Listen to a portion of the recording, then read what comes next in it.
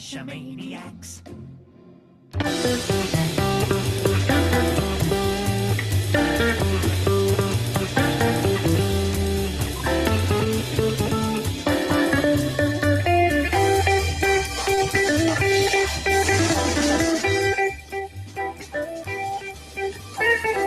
GeoGearHeads.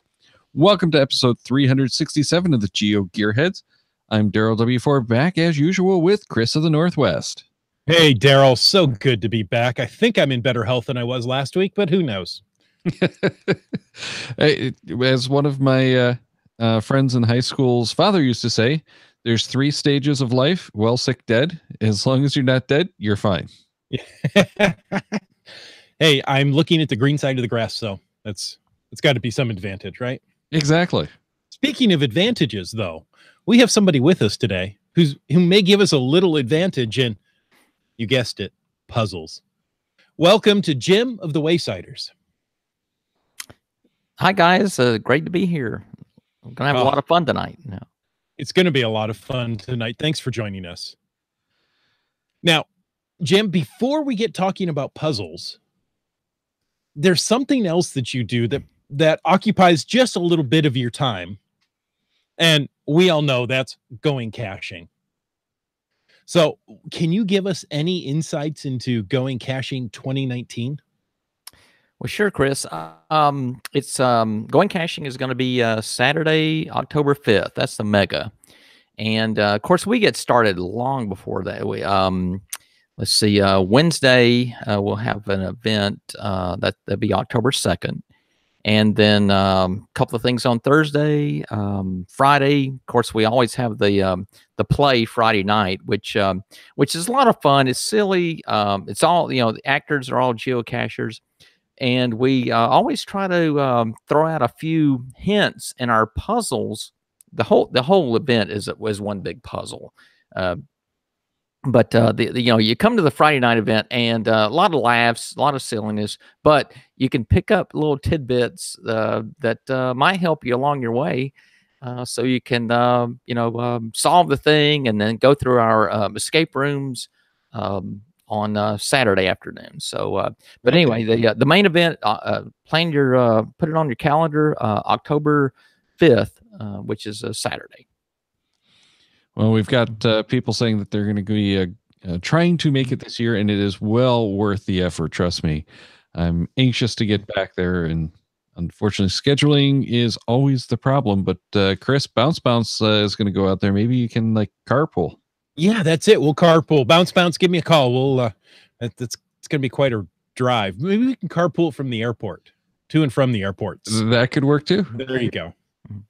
Our theme this year is pirates, that's where we started. Going caching, going coastal in the old days. We actually started that in Savannah, Georgia, and so we were all about pirates. And we've moved to Franklin Roosevelt State Park in Georgia. Did that a couple of years, and we're pretty much home based and anchored now in Rome, Georgia, which is our home. And we get a lot of community support.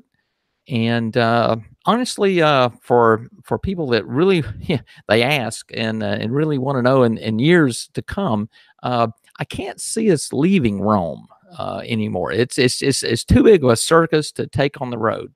But the thing has grown tremendously, and again, our community supports geocaching, loves geocachers when they come out, and so again, another big year plan. But again, it's pirates, and Rome is on 3 rivers.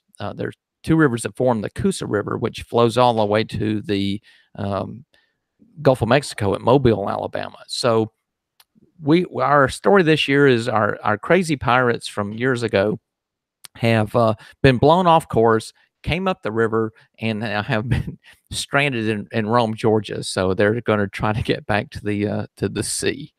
So we've got a little bit of a Fountain of Youth things going on, message in a bottle, who knows what all. But again, it's going to be a lot of fun, and Andy and I and the whole Going Caching crew are very excited. In fact, we've got tonight before the show, we were messaging back and forth with some of our crew and we're planning a crew meeting next weekend. So things are rocking and rolling. Now, I Awesome. thought all roads led to Rome, but apparently all rivers lead to Rome. In Rome, Georgia, yes, the rivers lead to Rome. Okay. Yes. Okay. Well, rivers are just roads for boats. Oh, there you go. Yeah, exactly. They're the original roads. But one thing we always know is that there's going to be that pre-event T-shirt that everyone gets all excited about and all worked up over because there's always a puzzle there. Yes, each year we do a pre-event shirt, which we will hopefully, knock on wood, have in the next few weeks. We'll put that up on our website, and what that is really, obviously, it's a fundraiser. It's expensive, as anyone can imagine. It's expensive to put on a mega event. There's facilities to rent, multiple venues, particularly with us having so many. Different side events, multiple events each day actually. To just to generate funds and to help support the thing, and to have some fun, we do a pre-event t-shirt, and that is a puzzle. The shirt itself is a puzzle which leads to a cache, and we have a $100 FTF prize. So you can solve the shirt, and there's always, we can't have an advantage to local people or regional people. So there's always that missing piece that is revealed Saturday morning of the mega event. So you can solve the shirt, and you will know what to look for. The vast majority of people would not, they would pass that final clue without even noticing it. It could be last year we had. Let's see, it was a let me think, what was last year? The ghost. Yes. It was a we had the you solved the shirt, and it was a message from the past, and our head ghost, Annie Laurie, and you had to go to a certain point and go actually visit her grave, which she was a real person. Visit the grave, get some information, and then do a projection, and it would take you to a point where you would meet her, and then we would lead you into our escape rooms ahead of time and have a private seance with Annie Laurie, and then she would dole out excuse me, the final clue. So we had several groups that had solved the shirt, and we do encourage groups to participate. I mean, it doesn't have to be individual. We have groups from Florida that solve it, of course Georgia, and there was there were several, but anyway, you get the final clue, which is a mini puzzle. It's not terribly tough, but it's something you have to solve, and then you make a mad dash to the geocache. Again, it's $100 FTF, but most of the groups don't care about the money. It's the bragging rights. The ones that solve it are really happy. We also have a second layer in that. If you just wear the T-shirt to a geocaching event, have your photograph taken, upload it to our Facebook page, and you're entered into a random drawing for one of two $50 gift cards. So there's a couple $100 riding on the shirt.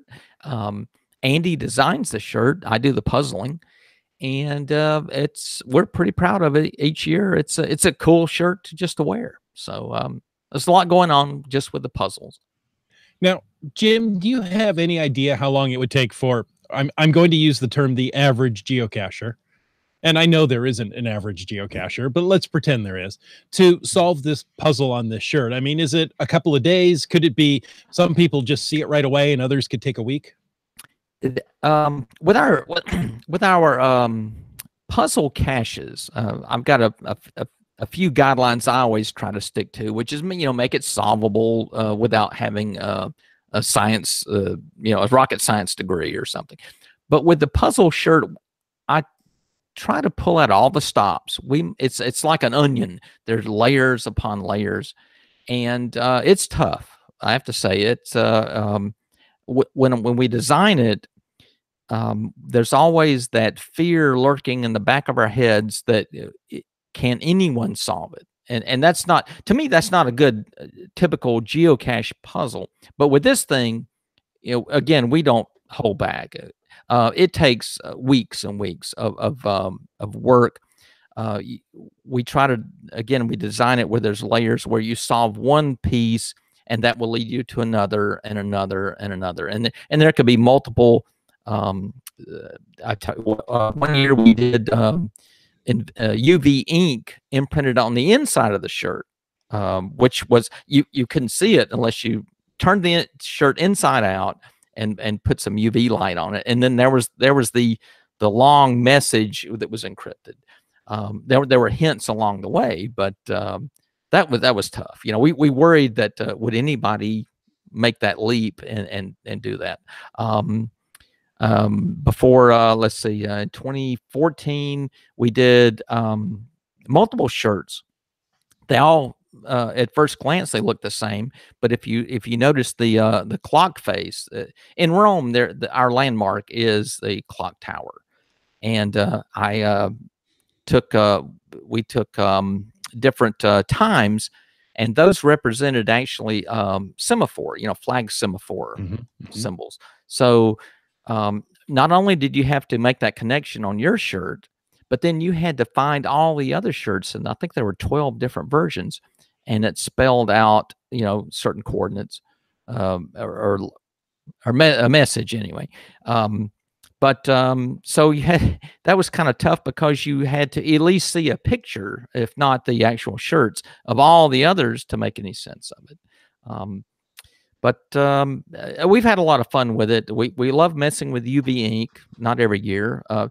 It's funny when we first get the shirts out there and we see people immediately whipping out the UV lights, shining all over. And so anyway, it's a lot of fun. Again, it's a nice fundraiser for going caching. People that get the shirts, you get a really cool shirt to wear, and it helps kick things off. So. Well, there's a tip for you: is don't wash the shirt before you check it for the UV ink, inside and out, as we found out. Yes. Though we washed our shirt and we couldn't get the UV to work anyway. All right. Oh well. Yeah, that's the funny thing about the UV ink. It's not as durable as regular screen printing ink. Yeah. Well, and I think part of the problem was that the bulk of the laundry detergents will glow under the UV light too. So you wash it enough, it's lowering that contrast. You're exactly right. I found out that Tide, you put enough UV light on it, and those little crystals will fluoresce and throw everything off. Yeah. Oh, interesting. Mm-hmm. So yeah, it's I think a combination of the ink not lasting as well and the contrast decreasing because of the detergent. Well, true, and also another factor in there is the screen printers, which they just shake their heads when Andy and I walk in. It's like, oh my, what are you guys doing now? But they cannot see that ink as they're printing it. So they're going, it's invisible to them as well, and they're just hoping that it worked right. Exactly right. They actually built a little light booth and put some UV lights on it so they could pull the shirts off and check them periodically. But as they're doing it, they can't. It throws them a curve as well. So, well, that makes it even more fun then. Yeah, it gives us some headaches. Right. But it does give us some headaches too. And again, we like messing with UV, but it does present some unique challenges. I would imagine. But yeah, the shirt is an integral part of the event, even before it starts. So as you mentioned, really going caching is a series of puzzle caches, all leading up to one big one. So it is. It's several puzzles actually, and some are easier than others. The whole the Friday morning challenge is a lot of fun, and that's basically you get your passport and you run around, and you might solve some easy field puzzle stuff. Then we have our trading card puzzle, which if you're familiar with going caching, you've probably heard of the trading cards, which is like a baseball uh, trading card that you send in your picture, and we do the cards, but we add in puzzle pieces, and so there's usually about 12 of those, and you put them all together, and it makes either like it could be a map or some instructions or something, and you have to go around to different places that's revealed in the card puzzle, and then each step along the way is another puzzle. Those aren't too difficult. A lot of fun, time consuming, but everybody's here to have fun and spend some time. And but yeah, there's a whole lot going on, and we have regular geocaches and some what we like to think of as pretty difficult uh, puzzle caches as well. So we try to get those published ahead of time so people have ample time to work on those before they get here. Yeah. Yeah, so lots and lots of puzzles, and you've got lots of experience, obviously, with the puzzles, including teaching classes on puzzle caching at Going Caching, and I believe it's some other events as well. Yes, yes. That's probably the highlight for me is our puzzle class, which I'm glad you mentioned that because this year Andy and I, as the Waysiders, are starting a new series here in Rome, which we're calling the Puzzle Cache of the Month Club. And January's, we're a little bit behind, but we're about ready to publish it. But each month we're going to publish a new geocache, and we're trying to tie it into the month. So January's is the New Year's resolution, New Year's resolution. And to me, a good puzzle cache, you need guidance or direction or hints, and more than just the encrypted hint on the cache page, like the title of a geocache could be a good hint. For instance, ours is a New Year's resolution. Well, resolution. That's kind of we're nudging you along to you think about resolution. What kind of resolution? Well, and we like images on our images on our cache pages. So that's I don't want to give the whole thing away because it's not even published yet, but these are things that to me makes a good puzzle the cache page is that's your. I hate these puzzles where they just give you like some cryptic thing and you have to guess what's in the puzzle maker's mind. Those are tough. They're I guess they're fun when you solve them, when you guess properly, but I like to put the title as a hint. You have that encrypted if people need more of a hint, there's that encrypted feature, and the description.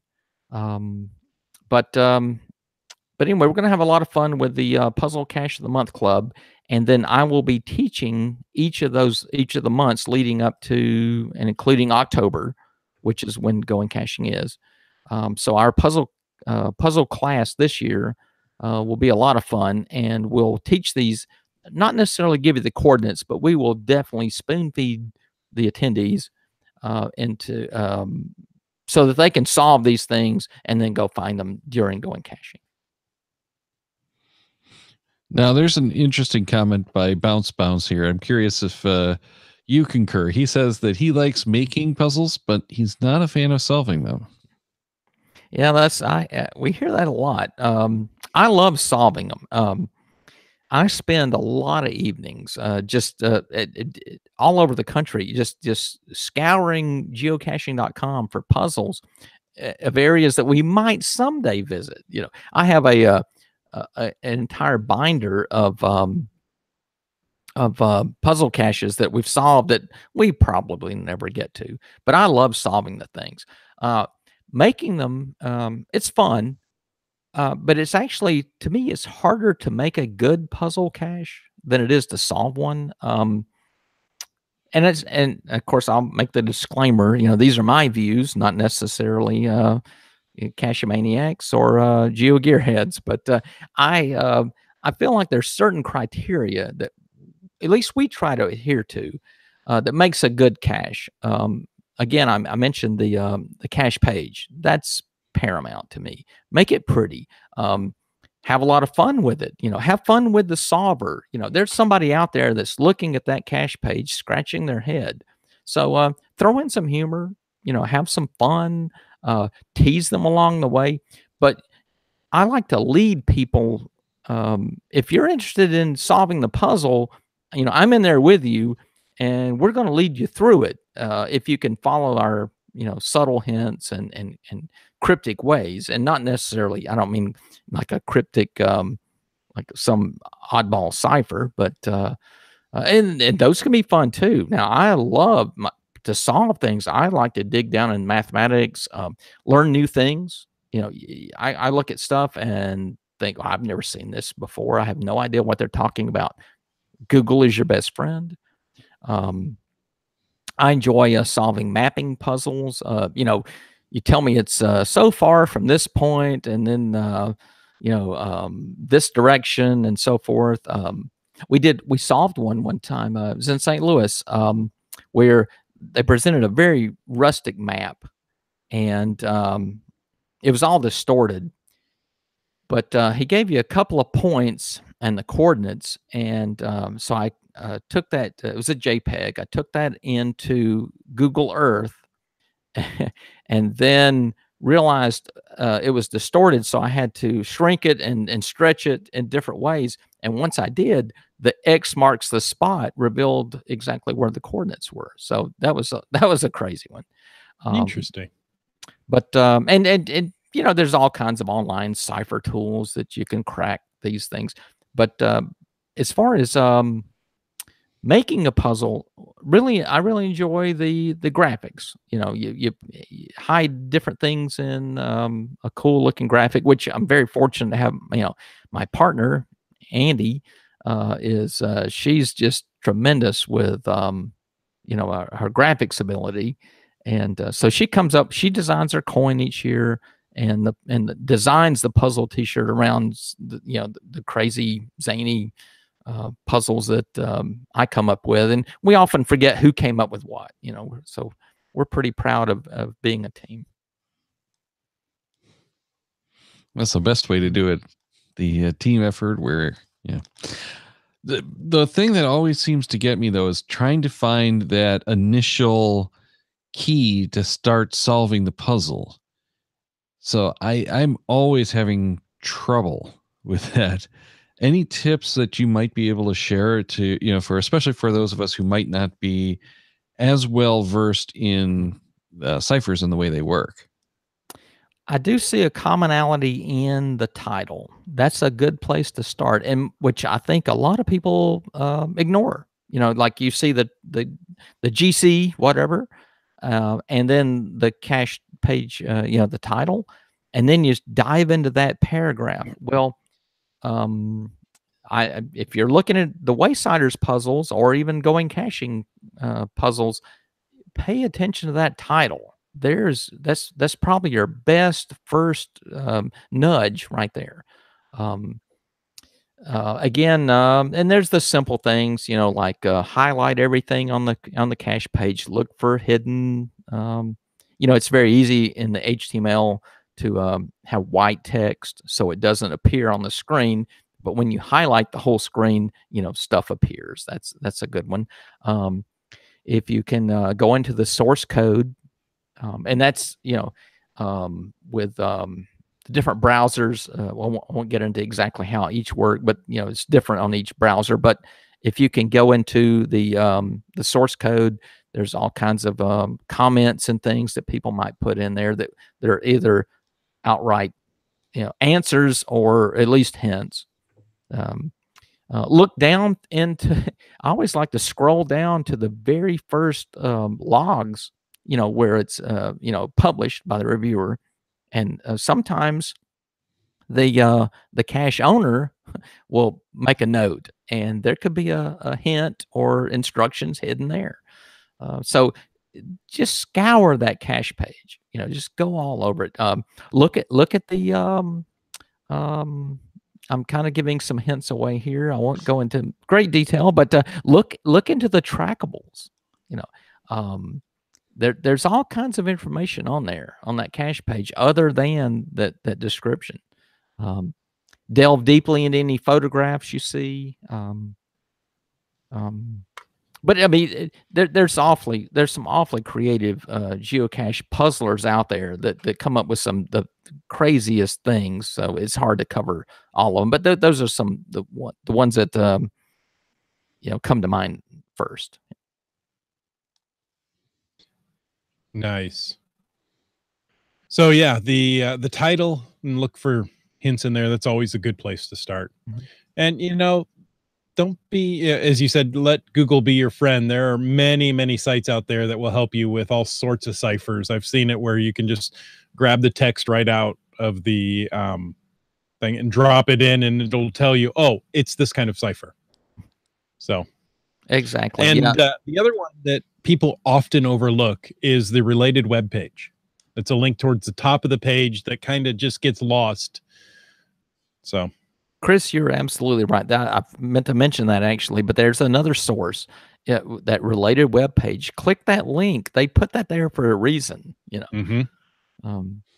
Which now, getting back to my preferences, speaking of for a reason, I'm not a big fan of red herrings. To me, it's like a salt and pepper, a little bit, that's okay. But it goes, boy, some of these puzzles where it's just full of dead ends and red herrings, those aren't as enjoyable to me. You won't find many of those. I don't think we've ever gone in that direction, where we just, waste your time. Right. I like puzzles that get you focused, and it may teach you something. It may take a long time, but we try not to lead you down a dead end, and sometimes it happens inadvertently. We find out, people email and say, "Oh, I'm off on this tangent," and we go, "Wow, how'd that happen?" That would be me. I make things much more difficult than they need to be. Yeah, and sometimes I have the right idea and just go the wrong direction with it. Right. I just get so paranoid with doing some of those puzzles because I've done that way too many times.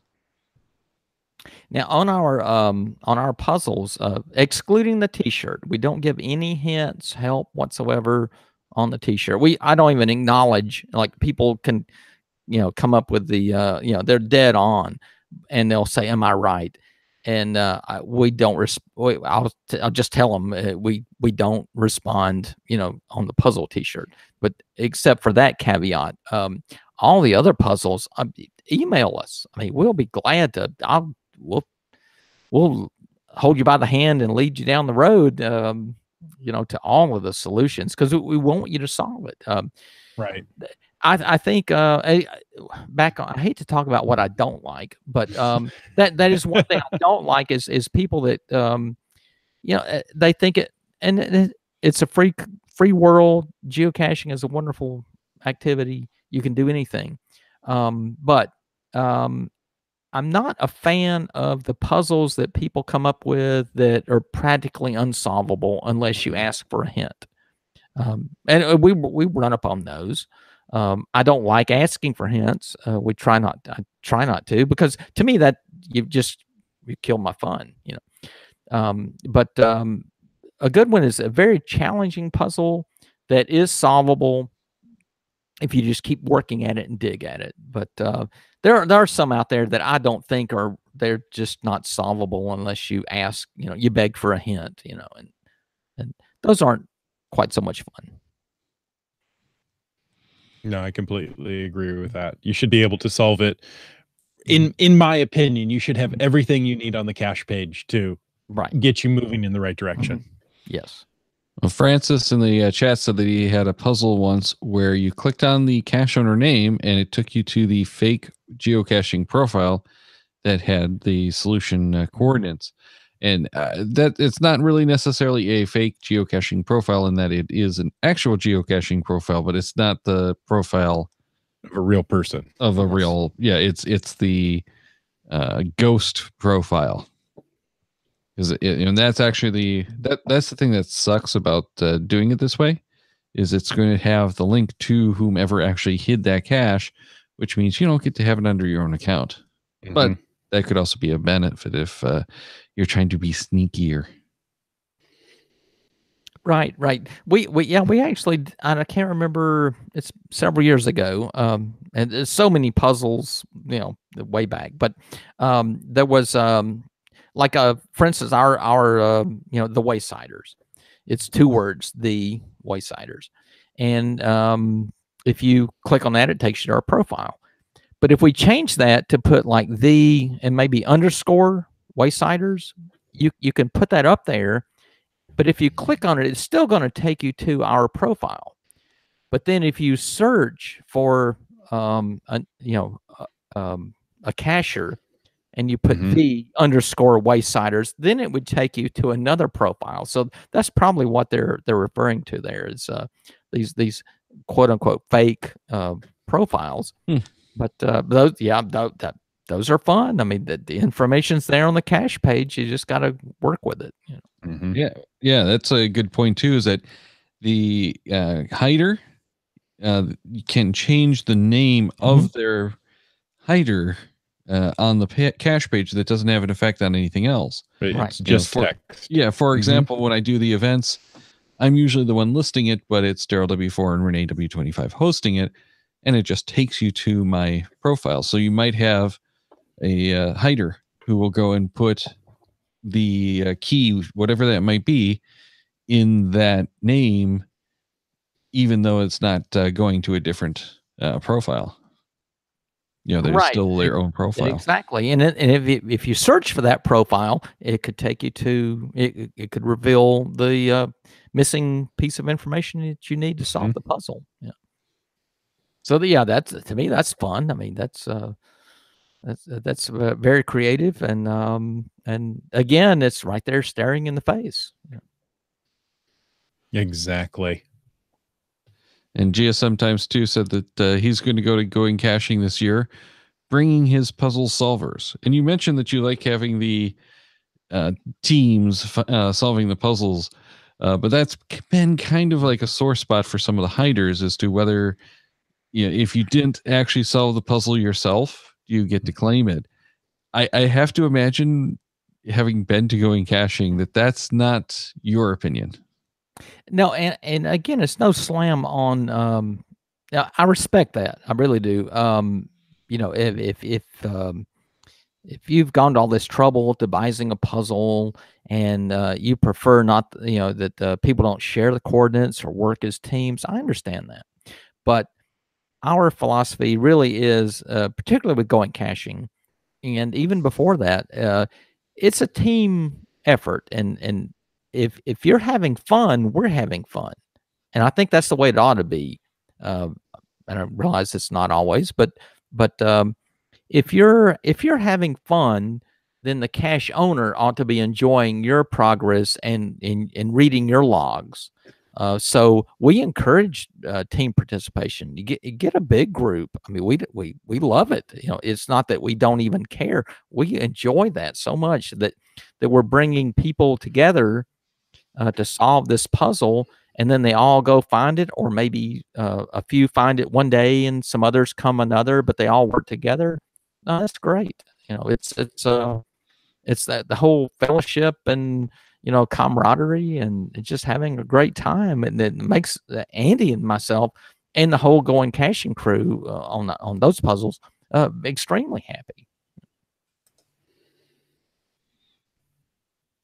Yeah, to me, geocaching is more about the interactions as you're finding the cache than the cache itself.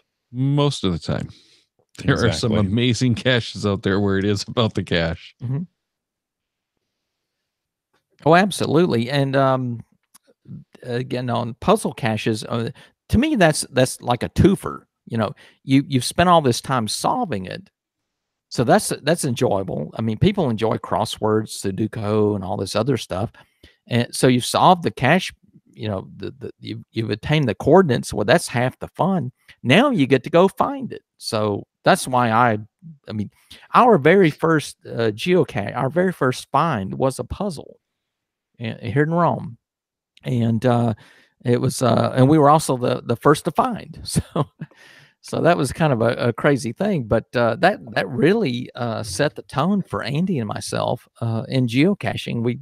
I love puzzles anyway, and but it's that multi-step thing. You get the if it's raining or like terribly bad weather, I can get on geocaching.com, look up puzzles, and just have a blast all day long. And not even leave the computer. And then I've got all these coordinates, and then we go out, and of course she's the best fighter, the better finder in our duo. I manage the GPS, and then I'm staggering around doing the bee dance, all over the woods, and she's like sitting on the cache, found it, but I enjoy the puzzle solving. Coon and Bud says we should talk about the patron coin from last year. The patron coin. He says the use of NFC was incredible. Oh, yes. The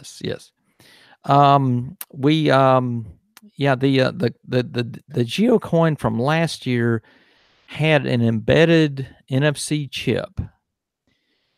And it was a locket. It was supposed to be Annie Laurie's locket that she wore. And you opened it up, and of course there's a portrait and the glass covering. And Andy's going to kill me because I can't remember what the name of that thing is. Cabochon, something. Anyway, the glass dome.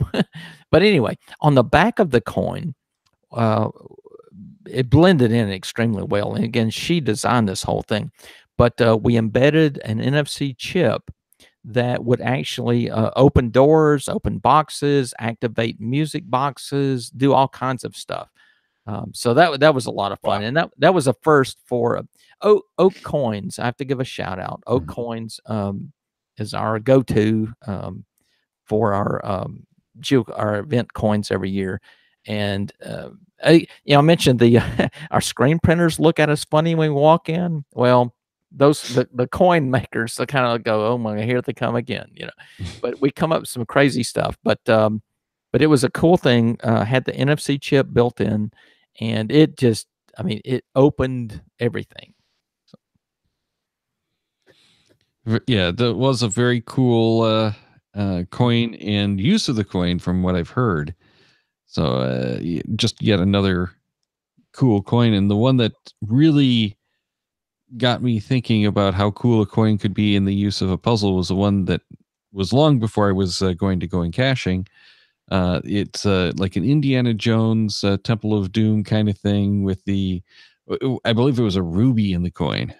Yes. That was 2013 at Franklin Roosevelt State Park. And I'm glad you mentioned that, Daryl, because the crew, we always laugh. We'll look back on 2013 and think, at the time we were thinking how hard we were working and how complicated this was. Okay, that coin, it was a beautiful piece of art. Again, Andy did it, and it was like the Indiana Jones, if you know the story, where he takes the headpiece of the Staff of Ra. Put it on the yes, thank you. I've never seen the movie. Well, we kind of copied that, where our room was the map room, and you had to take your coin, which was, good grief, that thing was huge. It had a red ruby, quote unquote, in the center, and you had to choose the proper length of staff, which you got the clues along your progress. You learned what length of staff to get. Put it on there, stick it in the right hole, and it triggered a laser, which actually shot over your shoulder or head onto the map. But people got convinced that that thing was going through the ruby. But it was all illusion. I mean, it was probably 2 feet over their heads, but it looked good. I mean, it was good. But back then it was so simple, you know, and so some of the stuff we come up with today, some of the crew goes, can't we just do the laser shooting, you know? Yeah, but the coin was part of the puzzle solution, as I recall. Yes, you had to go through. Even though that ruby wasn't Mhm. part, it was Right. the there was all information kinds on it. Yeah. Yes, there was information embedded all over that coin. Yeah, it was cool. And another funny story, when we got home, Andy and I realized we did not keep, they sold out. And we did not keep one for ourselves. All we had was the sample that the coin company sent to us, you know, with no tracking number or anything. So I think at one of the coin shows we went to, Andy actually bought one of them, so we would have, you know, in the archives, in the going caching memorabilia, we at least have one. You had to go out and buy your own coin because it was that successful. Yes. That's a good problem to have, actually. Yes. Well, we're getting a little bit long, so probably about 5 minutes or so ish. Is there something that you want to, some bit of information you want to impart? Well, as far as going caching, we've given the dates. Again, it's Pirates. We are still. I mean, I'd love to tell you more, but you know, we're in the formative stage. If you told us more, we would have to walk the plank. Well, actually, there will be someone. There. We're going back to our roots. In 2010, that was the first year we went mega. It was also the first year we had the Friday night play, and we had a fellow walk the plank. Sure enough, off the pirate ship we built. And so we're just drawing back on that a little bit, but boy, things have grown so much. We're excited about it. Our whole city is extremely excited, and we're putting out puzzles left and right. Look for, if you're in the area, look for the Puzzle Cache of the Month Club. And if you're not from the area, stay tuned to that anyway, and solve them. And they'll be here when you get here in October. And if you're having trouble, come to the puzzle solving class on Saturday, and you'll walk away with solutions. Nice. I like that. It's always a great event. Even though I've only been to one, I know it's always a great event, and everyone keeps raving about it every time. Mm-hmm. Yeah, you guys do an amazing job, and the whole team just is astounding. Well, thank you, Daryl and Chris. And it's a labor of love, really. We enjoy doing it, and we love bringing people into our city, showing it off. It's a fun little town, mm-hmm. and they get it. After, 20 years anyway, being here, they really love seeing geocachers. They play along with us. Nice. They always want to know what the businesses always want to know what can they do to be a part of the puzzles and things like that. So, and again, we will make sure that you have a good time.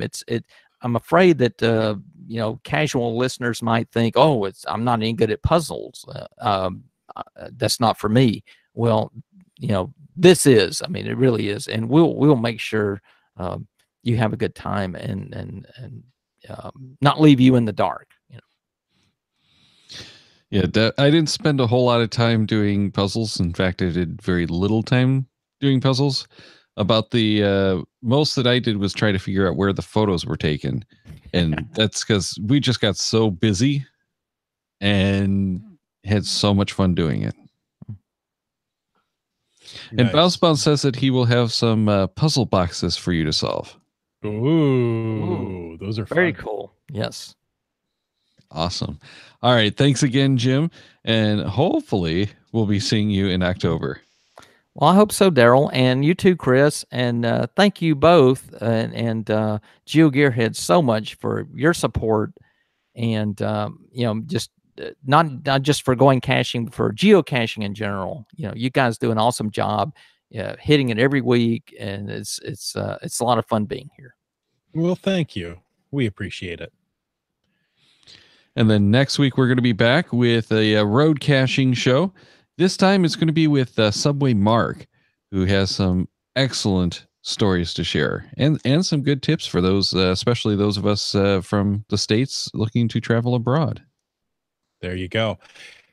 But if you can't wait till next week, go check out the Cachemaniacs website at cachemaniacs.com for more on the GeoGearHeads, including show notes from this and all our episodes.